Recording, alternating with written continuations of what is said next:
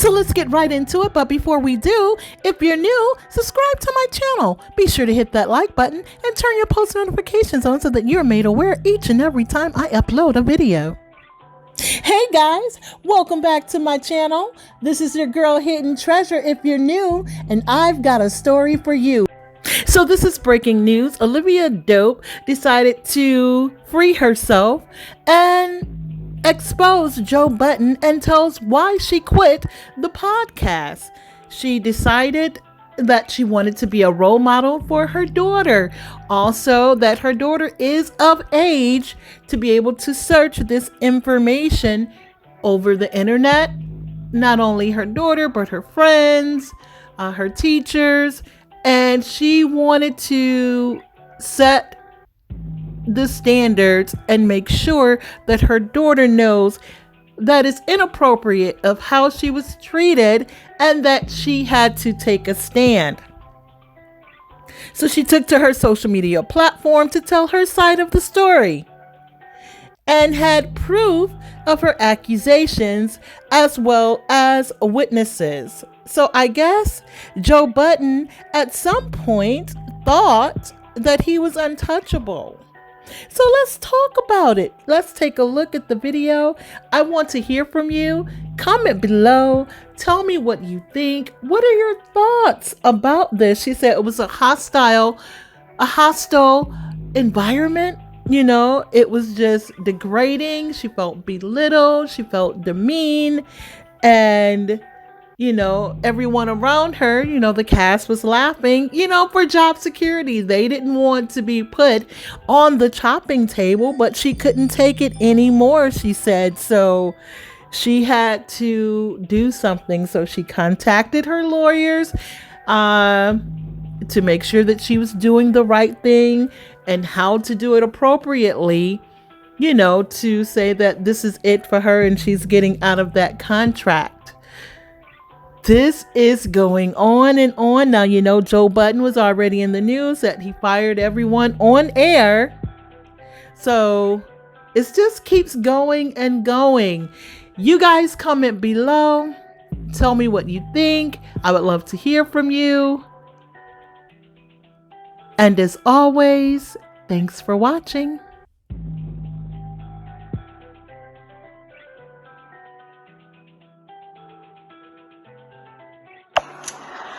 Hi everyone, I am doing this video today to finally explain my departure from See the Thing Is podcast as well as the Joe Budden Network.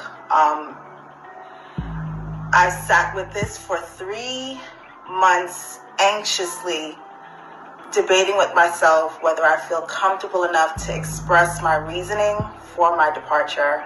I have to read this because it's a lot. After 3 long months of anxiously debating whether I feel comfortable enough to express my departure from the See the Thing Is podcast. I'm sorry. I don't even want to do it again. I just want to get this over with because it's been a lot of my spirit. Yeah. I've had a lot of sleepless nights in the past couple of months. I have constant reminders of what has transpired, so I just kind of just have to bear with me as I try to get this out. My departure from See the Thing Is podcast, as well as the Joe Budden Network, I am here today to still uncomfortable, but find the bravery to finally speak on a very embarrassing situation. Not only to start my healing process, but to help give encouragement to others who have similar stories of sexual harassment in the workplace. On January 18th, 2021, Joe Budden sat in on a recording of the female-led podcast I was a part of and continuously made sexual suggestive remarks to me that made me extremely uncomfortable, as well as fearful of dampening the mood if I didn't laugh along while he made those sexual remarks to me.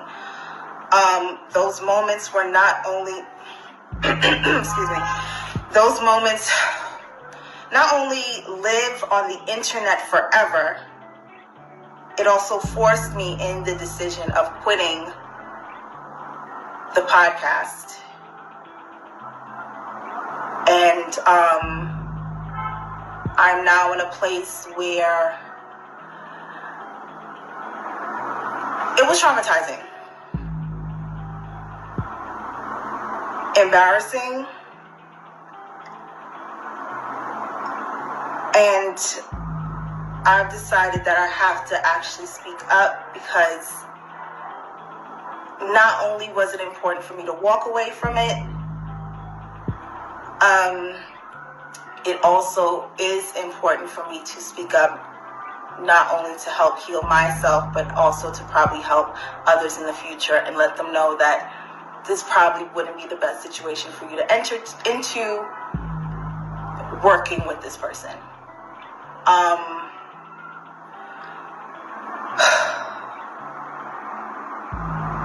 I'm sorry, I need a moment.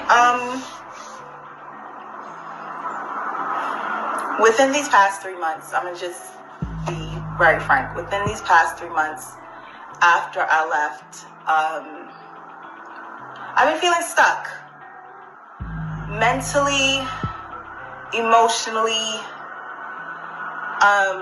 I've even had to have a conversation with my daughter on why it's important for you to speak up when somebody crosses a boundary with you, because there is now footage of her mother on the internet with somebody crossing a boundary with her mother, and that's on there forever. And I want to lead by example and let her know that that is not how somebody should speak to you. And that also is a situation where if somebody does cross that line, you have to speak up. Everything that transpired in that episode happened while we were recording. Some of it was edited out. Some of it did stay in there. And I'm going to reiterate the timestamps of how everything transpired. I'm going to go ahead and start from 13 minutes and 48 seconds. Joe calls me out by saying, "I've never reached out to him privately or personally." This information is important to this entire scenario because it proves my lack of familiarity with this person. And that is what makes everything that transpired after that so uncomfortable. Even though I tried my best to laugh through it, to not, like I said, dampen the mood of the room while we were recording.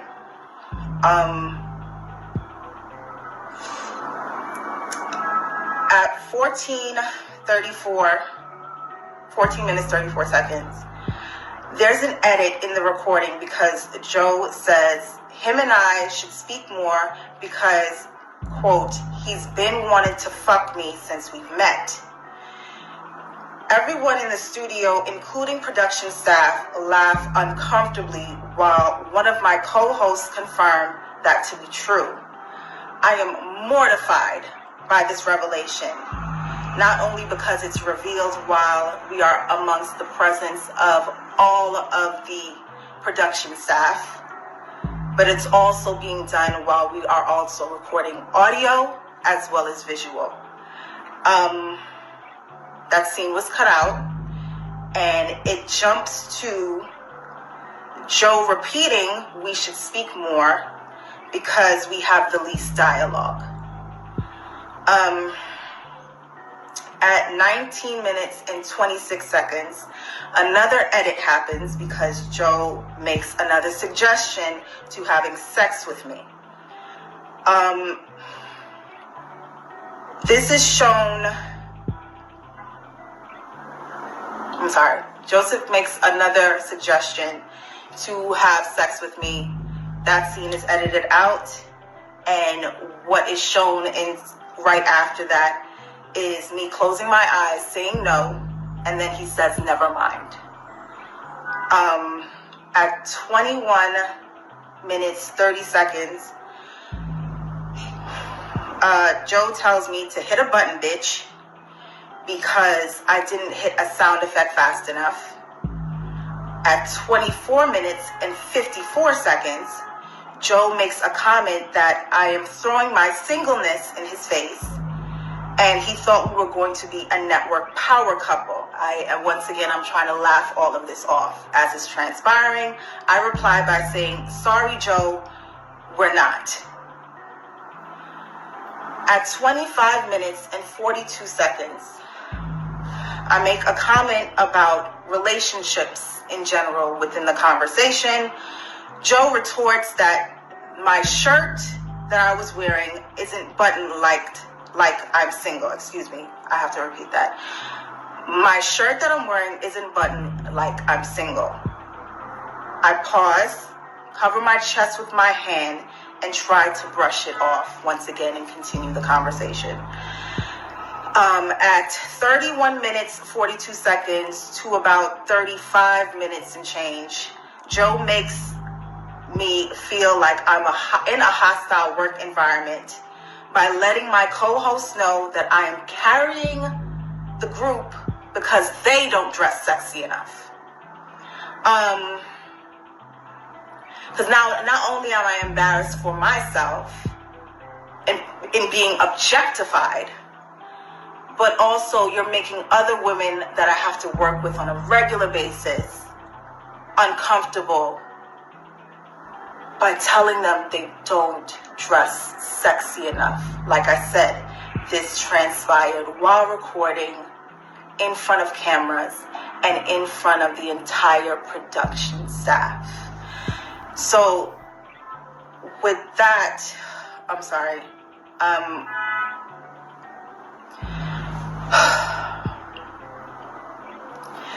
I pretty much react by looking away and looking down in discomfort several times, because he has also said this in the past, and it actually created a passive aggressive and competitive environment with myself and my former co-host, where she admittedly attempted to shut down every idea I brought to the table because it wasn't well received by Joe and Ian, his business partner. That same former castmate often relayed group chat conversations back to Joe, which I personally felt was done because she wanted to secure her spot as his favorite, because he's made it clear to the entire group that he favorites me. Fast forward, we usually take a pause for about 10 to 15 minutes during recording to kind of regroup and get to the next segment. During that break, I leave the studio to go inside of the green room where Joe is sitting there alone. He asked me if I was okay, and I just immediately said yes, to not even try to further any sort of conversation or uncomfortableness. He then tells me he's going to come back and sit with us and just give an on-air hug to lighten the mood. I say, okay. Fast forward to 2 hours, 16 minutes, and 3 seconds into the show. Joe returns and he mentions us and just giving us our accolades as we've been doing good thus far. this scene is edited once again because, let me rephrase that. Let me go back. He goes down the line to give everyone their accolades. He starts with Mandy. He goes to Bridget. And then once he gets to me, the scene is edited again because he says, Olivia is unique because I want to fuck Olivia and the fans love her. That scene is edited out. Those words are edited out. But what's left there is me widening my eyes in shock and embarrassment because after he asked if I was okay and he said he would come back to lighten the mood, I didn't think he would once again reference to wanting to have sex with me. At 2 hours, 17 minutes, and 5 seconds in the timestamp, Joe asks if he can give me an on-air hug. My co-host said yes, they insist, and I slowly get up to hug him. Still apprehensive, I give him a hug somewhat of a distance to kind of hug, no pelvis there. It's unbeknownst to me until I actually watch back the episode that he was moving his hips while he was hugging me. I laugh uncomfortably because I don't know what else to do at that point. It's nervous laughter at this point. Everyone else is like kind of chuckling, and I sit back down, and at 2 minutes, 17 seconds, and I'm trying to like just get all of this out because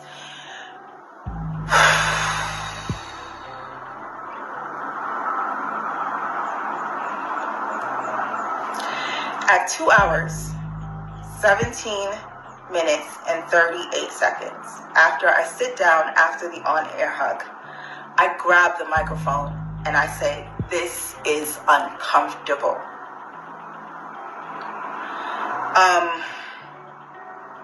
That's pretty much the end of the episode that was recorded.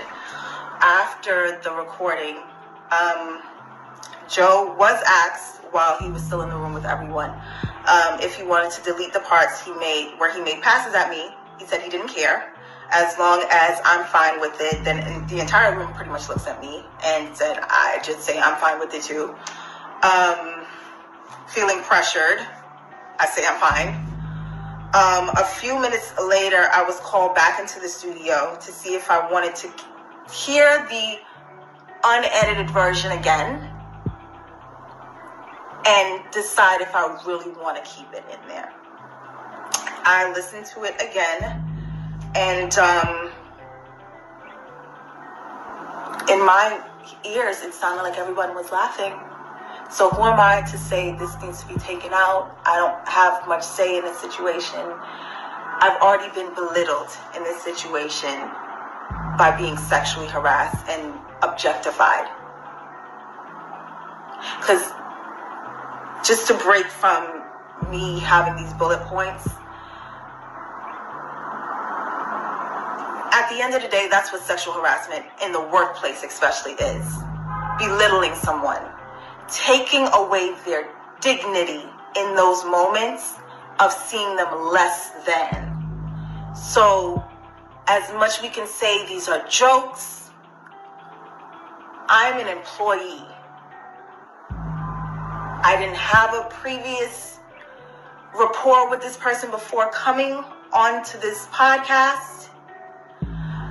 I didn't have any romantic relations with him, nor did I want to at any given point in time in my life.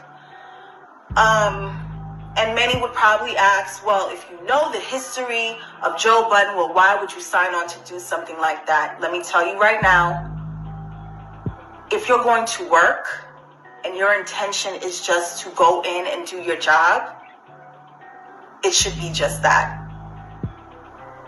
No matter who's there. If you have no dealings with this person, they even admit to having no outside conversations with you up until that point. At no time should anybody feel comfortable enough to say anything of that nature to you.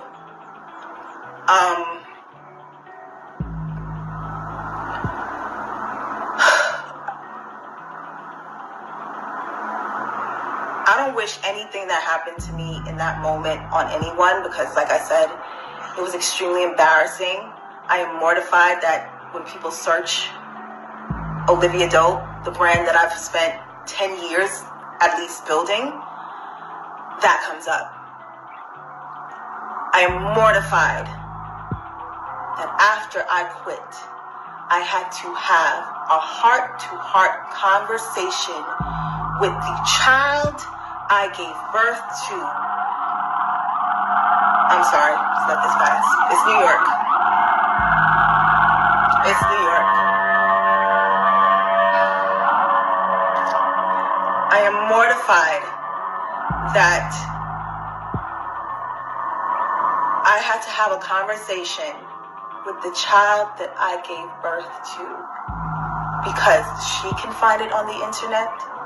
Her friends can find it her teachers can find it on the internet and say, look, that's your mother being belittled and sexually harassed and called a bitch. And I had to explain to her that is not how someone speaks to you. And told her, if someone does do that, you have to speak up. But I didn't myself speak up until this point. So I was being a hypocrite. How can I tell my child when someone sexually harasses you, you have to tell someone you have to speak up, and I'm not doing the same thing? So that is literally why I'm here today, to speak up for myself, start my healing process, like I said, and continue on with using my voice. There was attempts to intimidate, attempts to silence me. I can't be silenced. I absolutely cannot. After listening to the recording again, Joe wasn't there. I listened to the recording with some of the production staff members. Once again, everyone, chuckles. So I'm like, well, I mean, if everybody's chuckling, just keep that in there. It wasn't until no one should ever feel like they can be sexually explicit and suggestive, not only to you, while you're coming in just trying to work, but also in front of the entire production staff to belittle you. It should never happen. After I left, once I decided to quit, I informed my lawyer. My lawyer got on a phone call with his lawyer and informed his lawyer that these are the reasons why my client is leaving this network. She will not be returning. Once my lawyer informed his lawyer, I then informed my castmates via text, explaining to them that I am not built for the Joe Budden network. My apologies to them, but I've prayed on it, I've meditated on it, but this is just not the right fit for me. No one responded in that moment, and I was removed from the group chat. But I did speak to both of them a week after. Also, after my departure, Joe then went on his podcast and made this statement. Excuse me, hold on one second.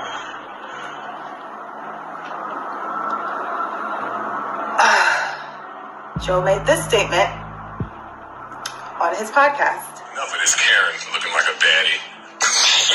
Shit. HR, Joe, HR. I need to be like Ross. See, if Ross, will you ever hire any women? Nah, I'm on to fuck the bitches. Funniest part ever. Shout out to her about This was a direct quote. He said that shit.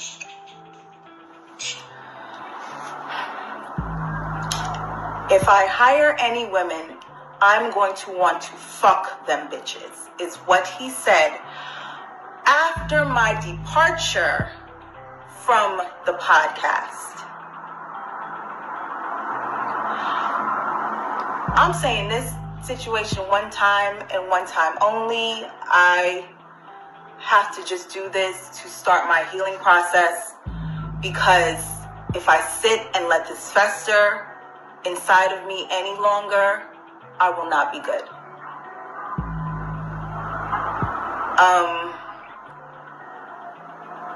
I don't even know what to say at this point. I pretty much said my piece. I'm pretty sure I'm going to take a social media break after this because, yeah, I wish everybody love, peace, and that's it. But I'm going to be doing what I need to do to move on from this situation, and signing off. I hope you guys enjoyed this video, and if you did, be sure to hit that like button, comment below, tell me your thoughts, and subscribe to the channel if you're new. And until next time, I'll see you in the next video. Bye!